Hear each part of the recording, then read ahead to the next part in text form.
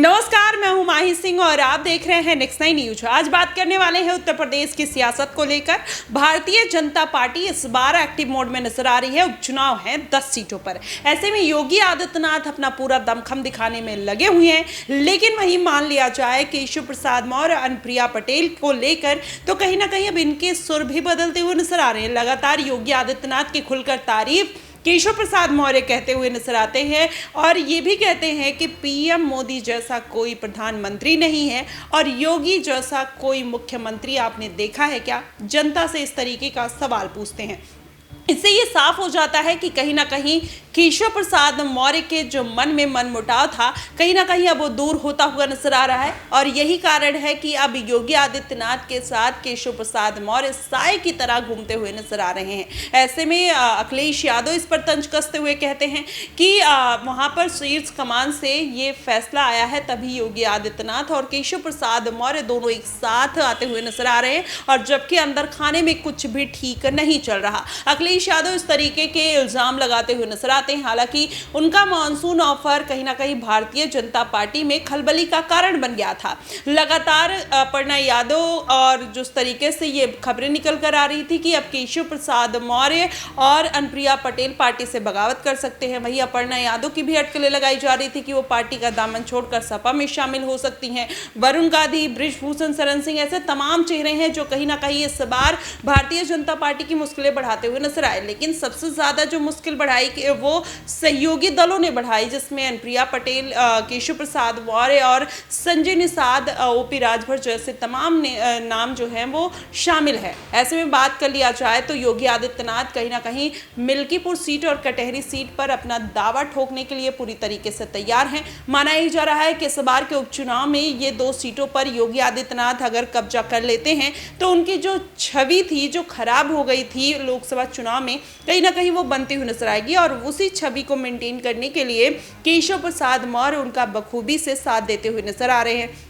क्या इसके पीछे कोई समझौता है? योगी आदित्यनाथ पिछले कुछ दिनों पहले उन्होंने पाकिस्तान को लेकर एक बयान दिया था। उन्होंने कहा था कि पाकिस्तान का विलय हिंदुस्तान में हो जाएगा, तो कहीं ना कहीं इससे अटकलें ये भी लगाई जाने लगी थी कि केशव प्रसाद मौर्य को सीएम पद के लिए नियुक्त किया जा सकता है आने वाले विधानसभा चुनाव में और वहीं योगी आदित्यनाथ को पीएम पद के लिए आगे किया जा सकता है। हालांकि अभी इस तरीके की कोई आधिकारिक पुष्टि नहीं है, लेकिन कहा यही जा रहा है कि अगर समीकरण बनते हैं तो कहीं ना कहीं योगी आदित्यनाथ का जो नाम है वो पीएम पद के लिए आगे किया जा सकता है।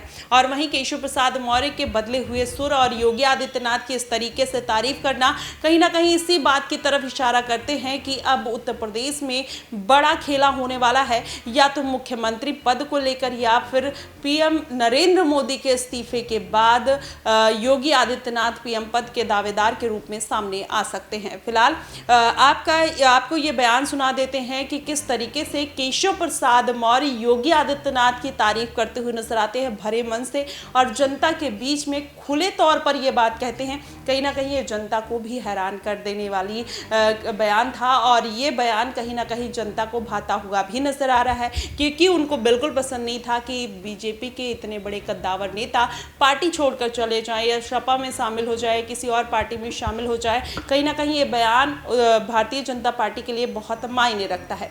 पहले आप सुनिए केशव प्रसाद मौर्य क्या कुछ कहते हुए नजर आते हैं। जनता भी ये जानती और मानती है कि हमारी डबल इंजन की सरकार स्वतंत्र भारत के इतिहास में सबसे अच्छा काम कर रही है। दुनिया में मोदी जी जैसा नेता कोई दूसरा है क्या? देश में मुख्यमंत्री योगी आदित्यनाथ जी जैसा दूसरा मुख्यमंत्री है क्या?